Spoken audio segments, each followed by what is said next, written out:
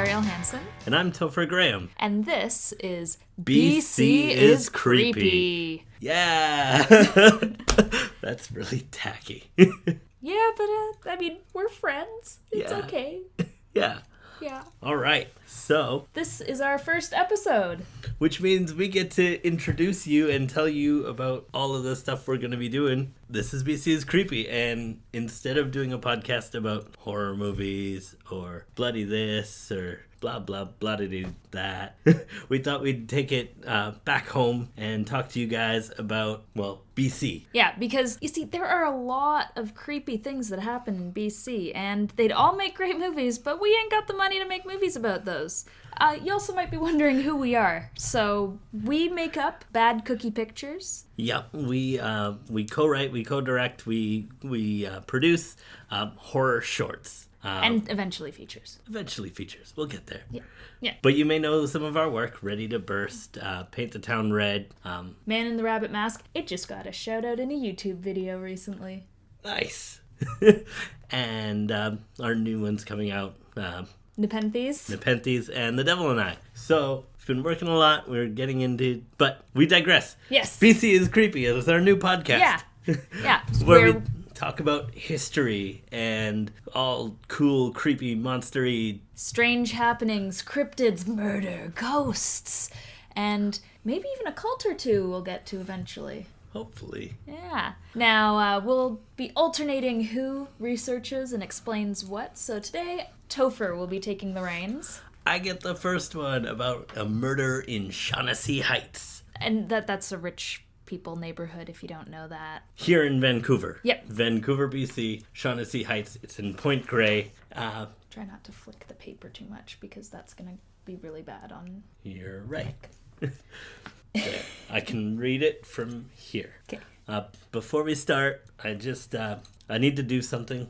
Okay, what do you need to do, Topher? Well, we're talking about dead people, right? So yeah. I just want to smudge the room so we're not Really? Yeah. It's just a thing. Don't. Jeez. And next thing you're gonna bring out some crystals, charge them in the moonlight. It's important, okay? You say goodbye to Ouija boards and you smudge rooms when you're talking We about did not say people. goodbye last time we played with my Ouija board. Well, that's gonna cause problems. That was also when we went to the graveyard and... Just let me do this thing. Fine. Okay? We're smudging the room. Okay. It's not a big deal. Okay. Now that that's out of the way. Now I can say her name. Okay. So, our story begins on July 26, 1924, when Janet Smith was found in the basement of the Baker's house in Point Grey by Police Constable James Green of the Point Grey Police Department. So this was called in by a Chinese houseboy named Wong Foon Sing. Can you explain what a Chinese houseboy is? So, back in 1924, rich people had servants in their house. Okay, so it's nothing more lewd than just a servant. Yeah. Okay, because when you think pool boy, you think... No. Houseboy, they didn't even really like him. Oh. But we'll get to that. Okay. So he called in reporting that he had heard a gunshot. They found the body of Janet Smith, who was a nursemaid for the Bakers. They were all from Scotland. I'm going to get to their backstory in a bit. But she was found with a shot to the head and a gun right beside her. And the constable at the time determined her death as suicide, closed the case. The body was ordered to be embalmed and buried at the Mountain View Cemetery on Fraser Street, despite insistence by close friends that Janet would never kill herself, and a couple inconsistencies in the forensics, which caused quite a bit of problems later on. Like what kinds of, Well, stuff like the fact that the back of her head had been smashed in. That doesn't sound very much like a suicide. There was no bullet or blood on the walls and no powder burns on her face. Huh. So, not a suicide. Wait, so was there a gunshot wound on her head? Yes. Okay. Just it was post-mortem. Good to know. And Right away, the police constable called it a suicide, ordered her body to be embalmed, which caused a lot of problems because it got rid of forensic evidence. Wonderful. Oh, those old-timey Why would cops. they want to get rid of forensic evidence? I don't know. So immediate suspicions went towards Chinese houseboy. Was the only one in the house when the body was discovered. Poor guy. You have no idea. Oh no! So they couldn't arrest him for suspicion of murder because there wasn't enough evidence. But on August 12th, he was abducted by two vigilantes and brought to Oscar Robinson's Canadian Detective Bureau on West Hastings, where he was beaten throughout the night. Oh my god. But still maintained that he told detectives everything he knew and was released the next day by these two vigilantes. And yeah, they thought that they could get it out of him. That's so racist. Oh, we're not even scratching the racism head here at all. It's just downhill from here. But so at this point, everything is still a suicide, but there's lots of rumors flying around in the press. And severe pressure came down from the United Council of the Scottish Society. And the Janet Smith case was reopened and the body was exhumed on the 28th of August. So this was later in the month that he had been abducted. And the autopsy confirmed that Janet Smith had in fact been murdered. Ah! Ta-da! Wow! Who knew? Would have guessed? Everybody knew that she had been murdered. Except the cops, for some reason. But I sniff out a conspiracy here. we'll get to it. Okay. Just Yeah. So now everybody is against Wong Fu's thing. Like, entirety of Vancouver. Huge campaigns. 8 days after the murder, Victor Odium, he was a writer, and he published an editorial entitled "Should Chinese Work with White Girls?", which in fact led to a piece of legislation called the Janet Smith Bill, which was going to ban Asian men from working with white women, so they couldn't have sex. That's what they were worried about. They were like, if they work with them, they're gonna fuck them and kill them. Fuck them and what? And kill them? There is a dead person here. I know there's a dead person, but who says that the guy had sex with her first? Well, they thought that he had been flirting with her. He was buying her gifts, and the big suspicion was that because she didn't return his affections, he killed her. This was the growing theory that he was like, "Oh, she's so pretty. Let me give you this." She's like, "No, I don't want it." And then he, bam. And then he what was that dude in Palo Alto? I don't know. That was the guy who had a manifesto, and then he went around killing people because girls wouldn't have sex with him. You're talking about? Oh, I knew his name. There's what is his name? Robert. You know what? It doesn't matter. Yeah. His name doesn't matter. The victims are what matters. I don't know their names neither. No, but he was a piece of shit, so moving on. So the Janet Smith Bill was ultimately defeated because it was found to be in violation of the Anglo-Japanese Treaty of 1911, which only applied to Japanese people. Yeah. But it was enough to kill this bill. Which, good. Okay, we didn't go down. Well, Vancouver has a huge racist past with Japanese, of course, but World War II. But yeah, and other things which I could tell you about, but digressing too much. So on March 20th, Wong Fu Sing was abducted again. This time by a group of men donning Ku Klux Klan robes. Dun dun dun. Wait. Okay, for some reason I didn't realize that the KKK was active in Canada. Well, they came to Vancouver twice. In the 1920s, they came and everybody hated them because they were vigilantes and they were foreign and they were kind of invading. So it wasn't really about their racial thing, but it was more they worked outside the law and they just didn't belong in Canada because they're Americans. Even back then. Yeah. It was stay south of the wall. Come on. Get out of here, you Yeah. bunch of goofs. Although, to be fair, we've never been the ones who want the wall. Yeah. The second time they arisen was in the 80s, and this time people had a huge problem with their racial background. Well, that's good. Yeah. So in the 80s, we were okay. We Yeah. got our shit together. We kicked out the Ku Klux Klan again. We kicked them out twice, but this time for the right reasons. Yeah. Well, any reason to get rid of racists is okay with me. True. Just even like the more fundamentally society's getting better reason. Yeah. The kind that gives you hope. Yeah. But back to Wang Fun Sing, who is now abducted March 20th. Is he gonna die? No, but he gets tortured for 6 weeks. How did he not die? Well, when you torture somebody, you're not necessarily looking to kill them. True. You're just tying them up. Okay. You're making them really uncomfortable. What did they do to him? I actually don't have that information. That was never really revealed.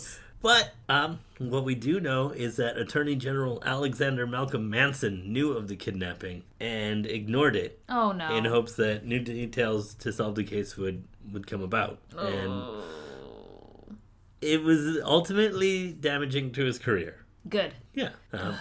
Good. But yeah, so he's abducted by actually some pretty prominent people. We're talking about a detective and his son. Okay, well, let's... Get it together. I have two things that I have to come out at once, but Okay. I'm going to start with the day after he was released by his captors, which he still maintained the same story. They never got any new information, no confessions. He was still not the murderer after 6 weeks of being tortured. Good job. All he Wong. did was just not kill. I know, no, but to Yeah. not give a false confession just to end the torture, he must have been made of tougher stuff, man. Oh, for sure. So the day after he was released, he was put on trial for murder. But in October, the case was thrown out due to lack of evidence. Yay! They couldn't even get a confession of him after kidnapping him. As for the kidnappers, one man pleaded guilty to kidnapping. A detective and his son were also convicted, but the jury gave a strong recommendation of mercy. The Point Grey policemen were acquitted, and the government controversially barred the prosecution of the rest of the kidnappers. So they couldn't keep making trials for these kidnappers. Huh. And in 1926, Wong left Canada and returned to Hong Kong because... I don't blame him. No, that's an awful fate. Yeah. I'm sorry, Wong. Our ancestors were assholes. Yeah, they were. So Moving now that on. we've gotten all of that racial stuff out of the way, Back to murder. thank God, back to Janet Smith. Yeah. And so another theory is she was the housemaid to Frederick Baker, who was officially in Vancouver to sell pharmaceuticals. But we know that he fled Scotland to avoid drug trafficking charges. Fun. Yeah. Fun. So we're talking pharmaceuticals at the time, probably like opium. Yeah. But if opium was a pharmaceutical, then what were the drugs?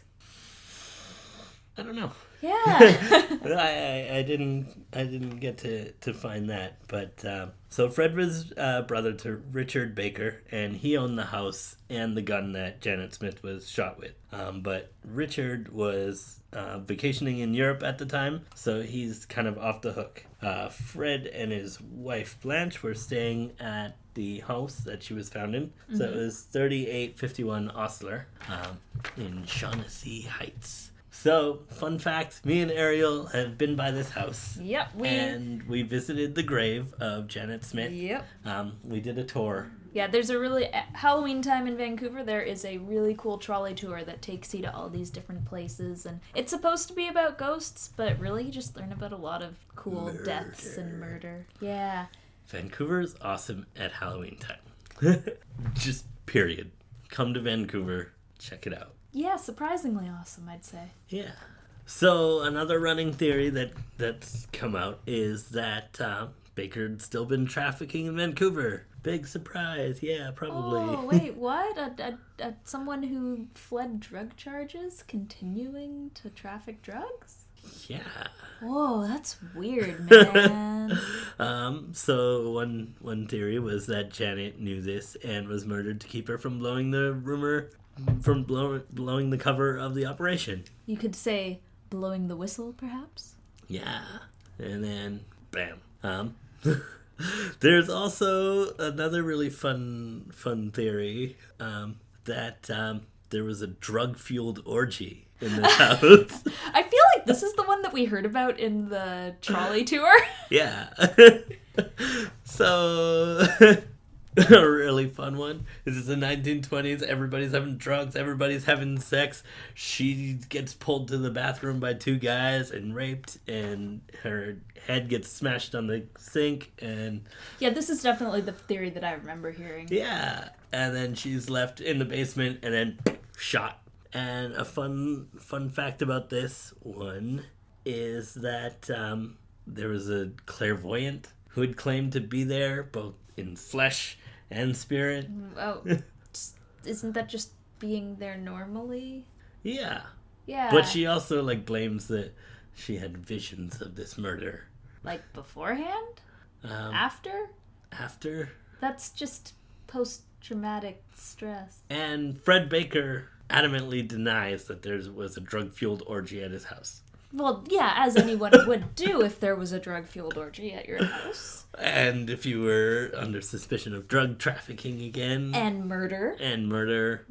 I think murder is kind of top of the list on why you would be denying that. So we're kind of stuck between a rock and a hard place on that theory. Are you gonna listen to the psychic or the drug trafficker? Both of which are probably dead by now. Quite dead. Yeah. So yeah, it was. But we also have the police that are very obviously corrupt in this case. So it's very likely that somebody wealthy with a lot of money was paying them off. Definitely feels like a cover-up. Paying off the judges, the attorney general, maybe even the houseboy. I don't think the houseboy would have gotten 6 weeks of beatings if he'd been paid off. He probably would have given them up. Yeah. And then in the 1930s, we have a nurse who claimed to hear the deathbed confession of Jack Nickel. So this was the son of the former Daily Province publisher, and Walter Nickel, who was also the lieutenant governor. So this is the son of a very powerful, rich person. Yep. So this one's my favorite. This one, I think, probably hits it on the nail. Ned? Words. Yeah. So Jack Nickel claimed to have had a romantic affair with Janet and was caught with her in the bathroom during the orgy. Oh no. And it's claimed that he smashed her head on the Okay, bathroom this is spigot. the one. This is the one that I remember. Yeah. So he was probably the rich playboy. Although this is still very flimsy evidence. Yeah. This is all rumors. Everything about this is rumors. Rumors and hearsay. It was never solved. It was never declared solved. So technically it is still open? It is just still cold? Cold. Like Nope. ice. They're never going to solve it. No. There not. was the writer of the book, Ed Starkins, and he wrote this book, Who Killed Janet Smith? And he's met with everybody, he's done radio interviews, he's researched this farther than anybody could ever research, and he still doesn't know the answer. He doesn't have a clear-cut answer. But it is claimed that Janet Smith still roams Vancouver. Where? Not in 3851 Osler, oddly enough, but Highcroft Manor, which belonged to Fred Baker's father-in-law. This would have been Fred Baker's wife, Blanche's former home, and so it's possible that she wasn't murdered at the house that she was found in. I especially remember that. And it's possible that there was a big drug-fueled orgy at Highcroft Manor. Now run by the UBC Women's Society or something like that. Yeah, that would be an awesome place to have a drug-fueled orgy. Yeah. I remember when we went there. It's so cool there. Yeah, it's huge. It's beautiful. And it's haunted. Yeah, as most old buildings here are. And closed to the public most of the time. Yep. But I do remember something from our trolley tour that apparently her grave was paid for by the Scottish Society. Yep. So they were very adamant about justice for her. They rallied a lot of people behind her. And yes, they raised a whole bunch of funds for... It's a giant tombstone. It really stands out. Yeah. And it's beautiful. And... yeah, so the Scottish Society, like, she was a very popular, young, beautiful... Topher! You need to turn your phone off when we're doing this. Come on. You should know better. I should know better. You've been on film sets. Could be worse. It's just a phone. I know. It's not a ghost. It's not a ghost or anybody. Or wait, what if it was and you didn't pick it up? No, it was Katie. Oh, okay. I'm sorry. I'll call you back. I promise. Don't kill me. I'd be disappointed if she did. Yeah. Yeah. Anyways. So that's the Janet Smith murders. It's a great piece of history. Yeah. It's to this day people still talk about it. There was a great YouTube interview where people were calling in and were like, I heard rumors of this, and there was one boy, he was all grown up in this interview, and he said he remembered seeing the kidnappers. What? When he was like a child. Oh, the kidnappers for like Wong's kidnappers? Yeah. Oh, yeah. So police kidnapped him because they all wanted to solve this murder, and he was the closest thing. He was the easiest target, you might say. Yeah.